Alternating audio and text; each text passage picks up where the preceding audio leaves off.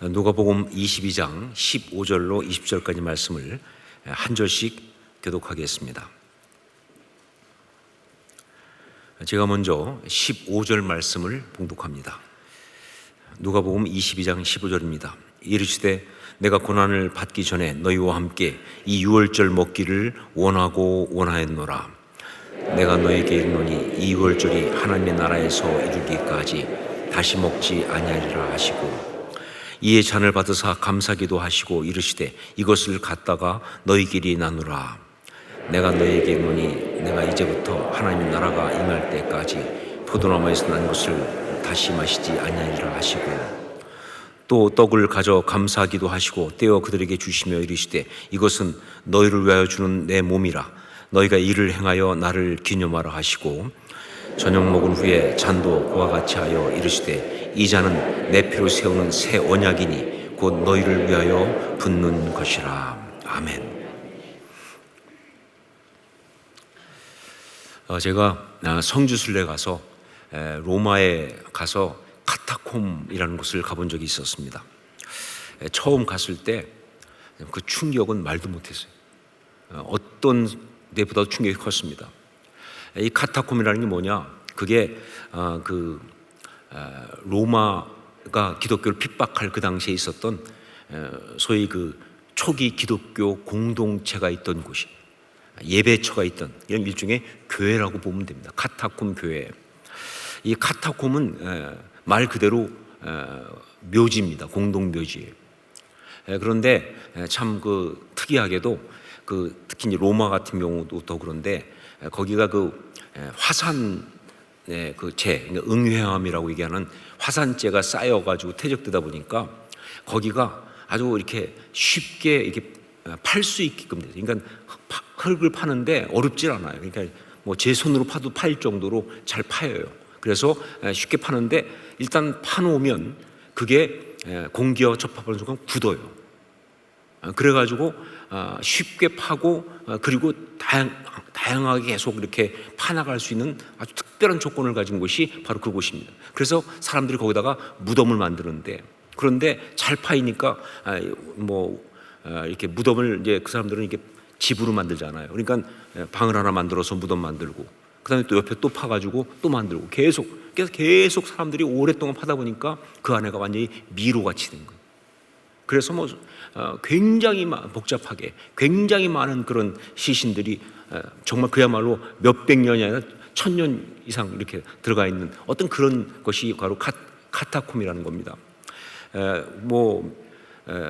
로마 그 시내 근처에 그게 굉장히 많아요. 지금 공개된 것만 6개인가 그런데 하나가 길이가 어떤 것들은 900km가 될 정도로 미로에 몇십 층까지 파고들어가는. 그런데 거기에 우리 초대교회 성도들이 들어간 거예요. 로마 당국이 핍박을 하니까 안전하게 모여서 예배드릴 곳이 거기밖에 없었어요. 그래서 카타콤에 들어가가지고 그 시신들이 썩고 있는 그 자리 방들 거기에서 숨어서 이제 그 예배를 드리고 공동체를 형성한 거예요. 그렇게 한 이유는 일단 뭐예요? 너무 복잡하기 때문에 일단 들어가면 찾을 수가 없어요. 그러니까 핍박하는 사람들이 잡을 수가 없다는 장점도 있지만, 또 하나 학자들이 견해하면 일단 거기 들어가면 로마 당국도 더 이상 추적을 안 해요. 무덤까지 들어갔는데 이건 그냥 그야말로 죽은 자 취급하는 거예요. 그러니까 그곳에 들어가서 이제 예배드릴 수 있어요. 마음껏 예배드리기 위해서. 저는 그때 받았던 충격은 뭐냐면 도대체 신앙이 무엇이기에 이렇게 깊은 곳까지, 험한 곳까지, 이렇게 처참한 곳까지 들어와서 그렇게 예배를 드리는가. 이게 너무 충격이었어요. 아니 도대체 신앙이 뭐길래. 여러분, 카타콤에 우리 기독교 공동체가 얼마 정도 있었냐면요, 네로 황제 핍박 그 이후 313년 이 콘스탄틴 대제의 그 기독교 공인 때까지 한 250년 이상을 그 안에 있었어요. 도대체 신앙이 뭐길래 이렇게까지. 자, 그런데 제가 또 거기서 또 한 번 충격받은 건 두 번째 갔을 땐가 할 때 그때 받은 충격이 또 컸습니다. 뭐냐면 첫 번째는 그 생각 안 했는데 두 번째 가서 또 카타콤 들어가서 보는데 그 안내하는 분이 얘기하더라고요. 어떤 좀 넓은 장소 가니까 여기가 이제 주로 우리 신앙의 선배들이 예배 드렸던 곳이다라고 얘기하는 거예요. 조금 넓은 곳이니까. 역시 뭐 옆에 시신들을 막 놓은 그런 그 일종의 뭐 이렇게 그런 게 다 선반 같은 게 다 있고 그렇게 돼 있죠. 그러니까 파서 만들어서. 그런데 거기서 그 얘기하기를, 근데 여기서 뭐가 있었냐? 성만찬이 있었다는 거예요. 근데 그 순간 제가 깜짝 놀랐어요. 지금이야 뭐 지금도 좀 음산하고 그러지만, 지금이야 그래도 시신은 없지만 그 당시는 옆에서 시신이 썩고 있는 거예요. 그 시신이 썩고 있는 자리 옆에서 성만찬을 한다. 그 떡을 먹고 그 잔을 마시고, 이건 너무 정말 당황스러운 어떤 그런 거였어요. 아니 이렇게 시신이 썩는 냄새가 진동하는 이곳에서 성만찬을 하다니. 그때 제가 깨달은 것이 뭐냐? 그렇다. 성만찬은 그 당시 우리 초대교회 선배들한테, 신앙의 선배들한테는요, 지금 우리가 아는 그 성만찬이 아니에요. 훨씬 더 중요한, 생명만큼 중요해요. 그러니까 도저히 거기서 뭘 먹는다는 게 말이 안 될 정도로, 그런 상황 속에서 성만찬 할 정도로, 정말 어떤 환경이든지 어떤 어려움 속에 있든지 간에 해야만 하는, 너무 중요한 예배의 핵심 본질이었다는 사실을 그때 깨달았어요. 그러면서 또 하나 제가 오늘 말씀을 준비하면서 깨달은 게 뭐냐면, 그렇다.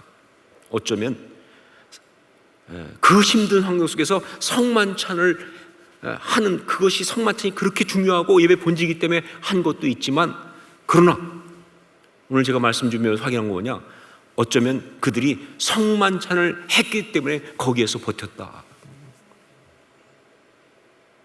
성만찬을 했기 때문에 그 환경 속에서 견뎠다. 무슨 소망이 있습니까? 언제 나갈지도 모르는데 얼마나 더 견딜 수 있겠습니까? 그런데 성만찬을 하기 때문에 그 은혜로 그 속에서 그렇게 견딘 것이 아닌가 하는 그 생각을 말씀 준비하면서 깨닫게 됐습니다. 자, 성만찬, 그게 뭐냐 하는 거죠. 성만찬, 성찬 혹은 성만찬, 그것이 무엇을 말하는가? 보통 이 성만찬의 기원, 이렇게 말하면 두 가지로 보고 있습니다.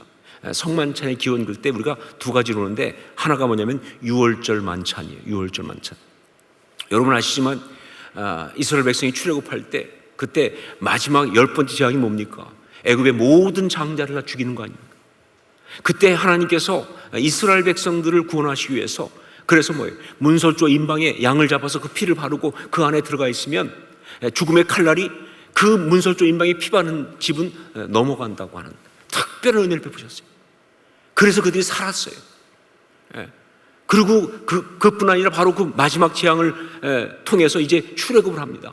그래서 그때 그 마지막 재앙을 행하시는 그 말씀 주시면서 하나님께서 말씀하신 게 뭐예요? 이걸 기념하라고, 이걸 지키라고. 그래서 시작한 게 유월절 아닙니까? 유월절은요, 이스라엘 모든 절기의 가장 핵심이에요. 중심이에요. 그래서 유월절이 되면 어떻게, 말씀에 따라서 매년 그 가족들이 다 모여요. 가족들이 함께 모여가지고 그때처럼, 그래서 거기서 모여서 이제 뭐예요? 그때 신앙의 선배들이 먹었던 그러한 양고기와 그 다음에 이 무교병과 또 여러 가지 쓴나물 이런 걸 먹으면서, 그러면서 그때 상황을 기억하고 그때 그 은혜를 기억하고 그걸 다시 한번 누리는 것이 바로 유월절 만찬이에요. 그래서 많은 학자들은 생각하기를 예수님께서 제자들과 함께 행하신 최후의 만찬이 바로 유월절 만찬이었을 것이다 라고 보는 거예요. 그러니까 이 성만찬은 유월절 만찬에서 왔다라고 그렇게 보는 거예요. 그런데 이것 말고 또 하나가 있습니다. 또 하나 이 성만찬의 기원을 보는 것이 소위 그 키두시라고 하는 키두시. 이 키두시라는 게 뭐냐면요, 유대인들은 예수님 당시에 특히 그랬죠. 이 랍비가 제자들과 함께 이게 만찬을 많이 했어요. 랍비가 특별히 안식일이라든가 혹은 어떤 절기가 되면 랍비가 제자들과 함께 만찬하는 것이 특별한 의미를 가진 그런 거예요. 이 키두시란 말 자체는요, 거룩하다 그 뜻입니다. 그러니까 그 만찬한다는 자체는 그들의 거룩함을 누리는 참 굉장히 중요한 의미가 있는 그런 것이 바로 키두시예요. 자, 그런데 예수님은요, 십자가를 지시기 전날 밤에 바로 이 유월절 만찬 의미를 담아서 키두시를 행하신 거예요. 유월절 만찬을 먹은 게 아니고 키두시를 행하신 거예요. 그게 최후의 만찬이라는 거죠. 그리고 이것이 바로 성만찬의 뿌리다라고 보고 있습니다. 자, 이 둘 중에서 그러면 어떤 것이 진짜 맞느냐라고 할 때, 내용으로 보면 예수님의 최후의 만찬은요, 키두시입니다. 성만찬은 그러니까 키두시가 뿌리예요. 왜 그렇게 말할 수 있냐면요, 일단 예수님의 최후의 만찬은 예수님과 제자들이 했잖아요. 유월절 만찬은 가족들이 하는 거예요. 그러니까 예수님과 제자들, 랍비와 제자들이 했으니까 당연히 키두시죠. 더군다나 음식도 보면요, 만약에 그게 유월절 만찬이었으면 거기서 뭘 먹어야 되냐면요, 어린 양의 고기, 양고기하고 그 문설조 인방에 피 바른 그 양고기, 그 양의 그 고기와 그다음 뭐예요? 또 이 쓴 나물, 애굽의 고욕을 상징하는 쓴 나물, 그 다음에 마짜라고 하는 이 무교병을 먹었어야 돼요. 그때 누룩을 부풀릴 시간이 없기 때문에 그냥 먹었던. 그런데 여러분, 성만찬, 예수님의 최후의 만찬 복음서에 나오는 거 보면요, 예수님 그거 먹지 않았거든요. 양고기 안 드셨어요. 쓴 나물도 안 먹었습니다. 마짜도 아니에요. 그냥 뭐예요? 키두시 때 먹는 빵과 그리고 포도주를 먹었어요. 그러니까 먹는 내용을 보면 이거는 뭐예요? 키두시입니다. 자, 그런데 예수님은요, 바로 그 키두시에다가 유월절의 의미를 집어넣은 거예요. 그날은 유월절은 아니었어요. 유월절 만찬인 날은 아닌데 키두시를 하면서 유월절 의미를 집어넣은 거예요. 그러면서 주님은요, 거기에 빵을 나눠주면서 뭐라고 말씀하셨느냐, 바로 그 어린 양, 그걸 생각하면서, 그리고 십자가에 달리실 당신을 생각하면서 이건 내 살이라고, 포도주를 잔을 나누면서 뭐라고 말씀하셨느냐, 그걸 생각하면서 이건 내 피라고, 언약의 피라고, 굉장히 신비로운 말씀을 하신 거예요. 자, 그렇기 때문에 성만찬은요, 유월절 만찬과 키두시 이 둘 다를 근거로 하고 있어요.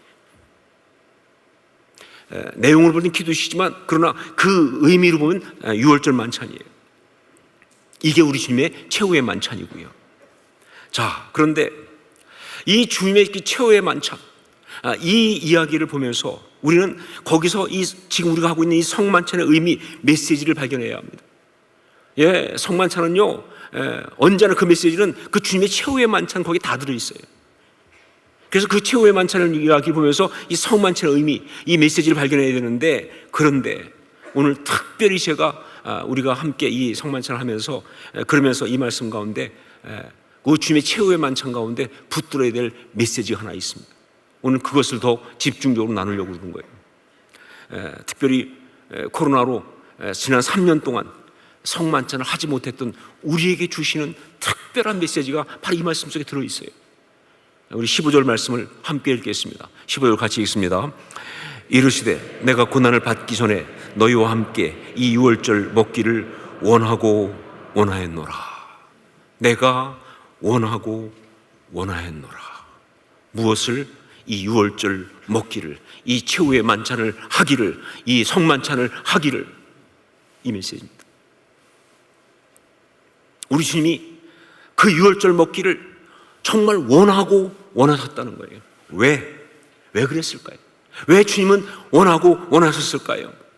이제 그 십자가를 지고 돌아가시니까, 죽으시니까, 그러니까 아쉬워서?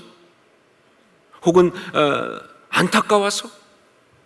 아니면 우리가 보통 많이 누가 얘기하는 것처럼 어떤 그런 메모리를 만들려고? 아니죠.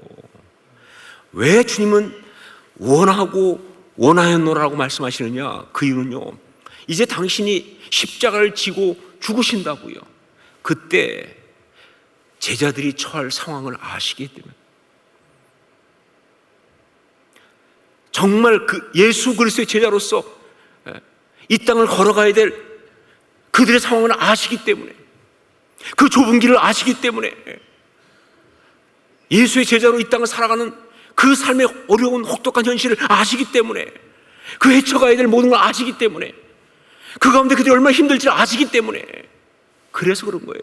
왜냐하면요, 바로 이 최후의 만찬을 통해서 그들이 바로 그 길을 잘 이기고 견디고 승리할 수 있도록 꼭 주고 싶으신 그게 있어서 그런 거예요.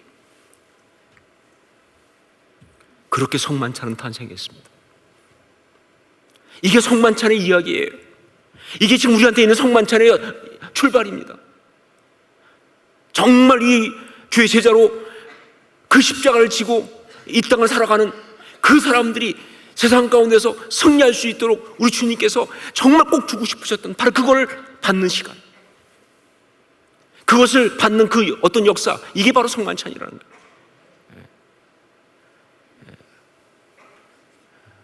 그래서 기독교 역사에서 교회는요, 성만찬이 핵심 DNA예요. 성만찬이 그 모든 이 복음 진리를 다 포함하고 있는, 십자가의 신앙을 포함하고 있는 핵심인 거예요. 그만큼 중요한 거예요. 성만찬을 하면서, 그러면서 체험할 역사, 그 받을 메시지, 그것 때문에 이렇게 하신 것이다. 그날 주님께서 당신의 그 십자가의 대속의 은혜를 유월절 어린 양의 죽음과 대비하면서 그렇게 말씀하시면서 주신 메시지, 이 성만찬의 메시지, 이것은 너를 위해 주는 나의 살이라고, 이것은 내 피라고, 언약의 피라고 하시면서 주신 그 메시지는요, 그 역사는 두 가지입니다. 사실 제가 메시지란 말을 자꾸 쓰는데 조심스러워요. 왜냐하면요, 단지 메시지는 아니거든요. 여러분, 기독교 역사에 이건 치열한 싸움이었어요. 성만찬이 메시지냐? 아니요, 역사입니다. 성만찬은 메시지를 듣는 거냐? 아니요, 체험하는 거예요. 성만찬은요, 우리가 영적 체험하고 그 역사가 우리한테 일어나는 것이지, 그런 의미가 있었어, 그런 뜻이야, 그게 바로 어떤 맞는 거야 하는 그러한 메시지로 끝나는 이야기가 아니라는 거예요. 이 싸움을요, 정말 기독교 역사에 계속해왔고, 심지어 종교개혁자들도 치열하게 했습니다. 바로 주님이 그 순간 제자들에게 체험하도록 하신, 그들 가운데 역사가 일어나도록 하신 그 역사는 두 가지다, 그 말입니다. 영적 역사 두 가지. 그것이 지금도 성만찬하는 가운데 우리 가운데 그대로 일어나야 되는 역사예요. 오늘도 그 역사가 일어날 줄 믿습니다. 오늘도 일어나야 되는 역사예요. 두 가지. 첫째가 뭐냐? 바로 주님과의 연합입니다. 주님과의 연합. 우리 19절로 20절 말씀을 함께 읽겠습니다. 19절로 20절 같이 읽습니다. 또 떡을 가져 감사기도 하시고 떼어 그들에게 주시며 이르시되, 이것은 너희를 위하여 주는 내 몸이라. 너희가 이를 행하여 나를 기념하라 하시고, 저녁 먹은 후에 잔도 그와 같이 하여 이르시되, 이 잔은 내 피로 세우는 새 언약이니 곧 너희를 위하여 붓는 것이라. 여기에서 예수님께서 말씀하신 충격적인 것은요, 사실 상상도 못했던 충격적인 말은 뭐냐? 떡을 떼다 말고 이게 내 몸이라고 말씀하신 거예요. 잔을 들어서 이건 내 피라고 말씀하신 거예요. 이건 정말 충격입니다. 비유도 이렇게 충격적일 수 없어요. 떡을 떼어주면서 이건 내 몸이라고, 잔을 주면서 이것은 내 피라고 말씀하신 게 너무 충격적인데, 그런데 그것보다 훨씬 더 충격적인 게 하나 더 있어요. 뭐냐? 우리 보고 먹으라는 거예요. 떡을 당신의 몸이라고 한 것도 충격적인데, 더 충격적인 건 뭐냐? 그걸 우리 보고 먹으라는 겁니다. 그 잔을 가지고 당신의 피라고 말씀하시는 것도 충격적인데, 더 충격적인 건 뭐냐? 우리 보고 마시라는 거예요. 이런 황당한 이야기 어디 있습니까? 주님을 먹으라니, 주님을 마시라니, 이게 무슨 뜻이에요? 바로 이것이 우리 주님이 준비한 역사예요. 이것이 우리 주님이 바로 이 유월절 만찬을 제자들과 함께 먹기를 원하셨던 그 이유입니다. 이게 무슨 파격적이고 해괴한 비유인가? 예, 비유 아니에요. 역사입니다. 예, 맞습니다. 영적으로 주님을 먹고 마셔야 되는 거예요. 그런 일이 있어야 되는 거예요. 그래서 그 주님이 우리 안에 들어오셔야 돼요. 그래서 그냥 들어오시는 것이 아니라 우리의 살이 되고 우리의 피가 되고. 여러분, 이건 연합입니다. 이건 연합이에요. 그냥 주님이 옆에 계시고 우리가 동행하는 거 아니고요. 주님과 함께 걸어가는 거 아니고요. 손잡고 가는 거 아니고요. 주님이 내 안에 들어오시는 거예요. 내게 내 살과 내 피 가운데 주님이 계시는 거예요. 여러분, 이 주님과 연합은요 너무 중요합니다.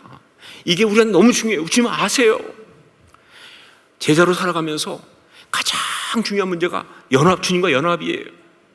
여러분, 살아가면서 우리가 주님과 분리되기 시작하면요 그 사이에 마귀가 들어와요. 그렇기 때문에 영적 공격 보면요 모든 마귀가 하는 영적 공격은 결국 뭐냐? 주님과 우리 사이를 분리시키는 작업들이에요.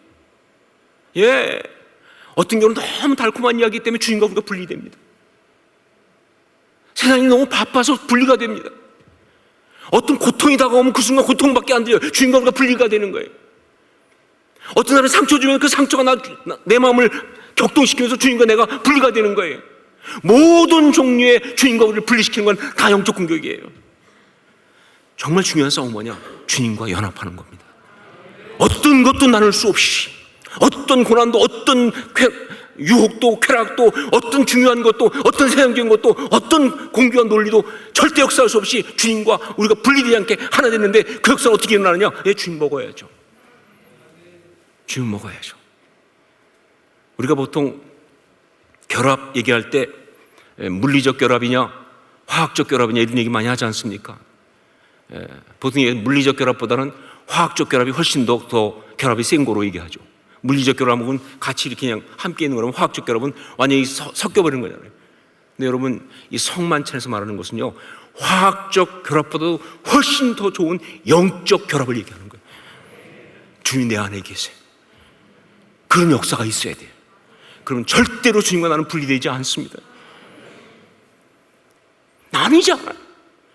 저는 오늘 바로 그런 역사가 오늘 성만찬 통해 우리 가운데 일어나기를 주님으로 축원합니다.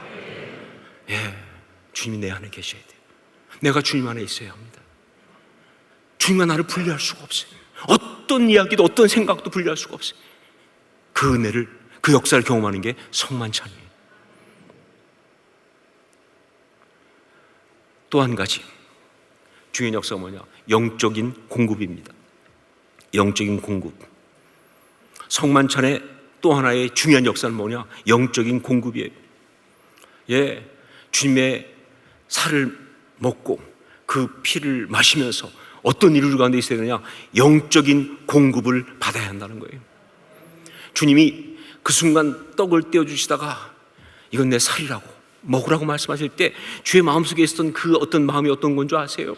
제자들을 보면서 너희가 정말 제자로 바르게 살아가는 순간에 얼마나 많이 배고플 줄 알기 때문에, 얼마나 많이 지칠 줄 알기 때문에, 얼마나 많이 힘들 줄 알기 때문에, 얼마나 많이 목말라 헤맬 줄 알기 때문에, 그러니까 주님은 그러니까 나를 먹으라고, 내 피를 마시라고 공급하시는 거예요. 여러분, 제자의 삶을 살아가면서, 신앙의 삶을 살아가면서 정말 또 하나 힘든 게 뭐냐? 우리가 지칠 때입니다. 영적으로 곤고해진다. 지칠 때예요. 정말 어떤 그런 목마름 가운데 빠질 때예요. 갈증에 빠질 때예요. 지치게 되면요, 그러면 마귀의 유혹을 견뎌낼 수가 없어요. 왜 유혹에 넘어가느냐? 배고파서 그래요. 왜 그 장애물을 못 견디느냐? 힘이 없어서 그래요. 왜 그렇게 이것저것에 그렇게 시험 드느냐? 힘이 없어서 그래요. 지쳐서 그래요. 왜 그렇게 삶이 힘들고 어렵고 짜증나고 방황하느냐? 배고파서 그래요. 지쳐서 그래요. 왜 이렇게 기쁨이 없느냐? 지쳐서 그래요. 이게 무서운 이야기예요. 그래서 주님은요, 당신의 사랑하는 사람들한테 내 살을 먹으라고, 내 피를 마시라고 말씀하시는 겁니다. 지치지 말라고, 힘내라고, 영적인 공급을 하시는 역사. 이게 성만찬이 일어나는 거예요. 설명할 수 없지만 영적인 공급을 받는 역사가 그때 일어나는 거예요. 제가 성만찬에 대한 경험 중에서 제가 거의 첫 번째라고 할 수 있었던 경험이 재수생 때 제가 받았던 경험이에요. 그러니까 이제 그전에는 학생 때니까 세례를 안 받았으니까 성만찬을 받지 못했고, 이제 재수할 때 받았으니까 받겠는데, 그때 저는 이제 서울에 가서 학원 다니면서 영락교회에 이렇게 출석을 했었는데, 그때 수요일이었습니다. 참 영락교회도 수요일날 성찬식을 하더라고요. 그러니까 주일날 너무 사람이 많이 못하니까 수요일날 하는데, 그래서 앉았어요. 근데 사실은 그렇게 특별한 성만찬도 아니었어요. 그런데 성만찬이잖아요. 그러니까 이건 역사가 있고 없고는 설명이 안 되는 거예요. 일어나느냐 안 일어날 것뿐이지 어떻게 하면 일어나고 그것도 없어요. 영적 역사는 그러니까. 그래서 앉아 있는데 성찬 분병분잔하는 목사님이 나오셔가지고 그냥 짧게 기도하고 이제 분병하고, 짧게 기도하고 이제 분잔하고 이렇게 가는데, 딱 그 분병하는 분이 딱 나와서 툭 던진 말씀이 그거였어요. 죄는 우리가 범하고 고통은 주님이 당하셨습니다. 근데 그때 갑자기 제가 그냥 터졌어요. 지금까지도 왜 터졌는지 아직 이해가 안 돼요. 그게 무슨 말이라고 그렇게 터졌는지. 근데 진짜 통곡이 터져나와요. 그러면서 떡을 받아서 먹는데 어떻게 먹었는지 기억이 안 나요. 너무 많이 울어서. 잔을 받을 때도 얼마나 많이 울었는지, 제대로 마셨는지 잘 모르겠어요. 그런데 하나 확실한 건 뭐냐, 그때 막 저한테 나타났던 감정은 뭐냐면, 정말 제가 너무 두려웠거든요. 여러분, 지금 볼 때 아무것도 아니지만 그때는요, 재수생이잖아요. 재수생은 미래가 없어요. 얼마나 불안합니까? 그 두려움이, 그 외로움이, 그 소외감이, 이게 내 안에 쌓여있던 그 서러움이 그냥 터졌는데, 그게 무슨 서러워서 터진 게 아니라 어떤 그런 어떤 터치가, 저는 지금도 이해합니다. 성만찬은 위로라고. 어떤 위로가 임하신 거예요, 저한테. 너 힘들지? 너 무섭지? 그러니까 그냥 그 앞에서 애써 참고 버티다가 그냥 다 터진 거예요. 그런데 그렇게 터져서 오는데, 그 어떤 그런 능력이 저한테 공급되기 시작했어요. 어떻게 하냐면요, 성만찬 끝나고 났을 때 제가 하나도 안 두려웠거든요. 그렇게 행복할 수가 없어요. 진짜 걱정투성이었는데 걱정이 안 되는. 성만찬은 그런 거였습니다. 영적 공급이 일어나는 거예요. 그래서 주님은 내 살을 먹으라고, 내 피를 마시라고 말씀하시는 거예요. 오늘도 그런 놀라운 역사가 우리 가운데 있을 줄을 믿습니다. 역사는 일어나야 돼요. 한 사람 한 사람 찾아가서 주님이 친히 당신 살을 주시면서, 당신 피를 주시면서 힘내라고, 일어서라고, 담대하라고, 너는 아름답다고 만지시는 역사가, 공급하시는 역사가 성만찬이 일어난다, 그런 얘기죠. 정말 성만찬의 비밀, 그 중에 하나는 영적 공급입니다. 우리의 굶주린 내면, 영적 갈증을 채우는 공급이에요. 우리를 아름답게 다시 채우는 공급이에요. 그래서 칼빈은 이런 얘기를 했어요. 칼빈이 성만찬에서 굉장히 정말 많은 갈등하면서도 정말 지키려고 애를 쓴 사람인데, 이런 얘기했습니다. 교회를 어머니라고 할 때, 그때 세례를 통해 우리가 태어난다는 거예요. 그리고 성만찬을 통해서 우리는 키워진다. 계속 먹이시니까. 세례를 통해 우리가 태어나고, 그리고 성만찬을 통해서 우리가 키워진다. 여러분, 그런 은혜가 오늘도 우리 가운데 있을 줄을 믿습니다. 바로 그래서 주님은 내가 원하고 원하였노라 라고 말씀하신 거예요. 내가 이 유월절을 먹기를 원하고 원하였노라 라고 말씀하신 거예요. 그 성만찬을 우리는 3년 만에 봤습니다. 사실 그동안 여러 가지 생각할 때 방역 때문에도 그렇고 성만찬을 할 수 없지만 마음에 너무 많은 어떤 그런 고통이 있었습니다. 특히 카타콤 생각하면 이건 우리가 잘못하고 있는 것이 아닌가. 하지만 또 지혜롭게 해야 된다고 하는 부분도 있기 때문에 그래서 오늘 결단한 겁니다. 어려움이 있을 수도 있겠죠. 하지만 우리는 더 이상 뒤로 물러설 수는 없다. 왜? 주님이 이렇게 말씀하시거든요. 내가 너와 이 유월절 먹기를 원하고 원하였노라 라고 하시니까, 그래서 그 역사가, 연합의 역사가, 공급의 역사가 우리 가운데 일어날 줄로 믿습니다. 이것은 역사이기 때문에 일어나셔야 되는 거예요. 역사가 일어나야 되는 거예요. 사모하시는 자에게 역사가 있을 것이다. 이 시간 말씀 붙들고 한번 기도했으면 좋겠습니다.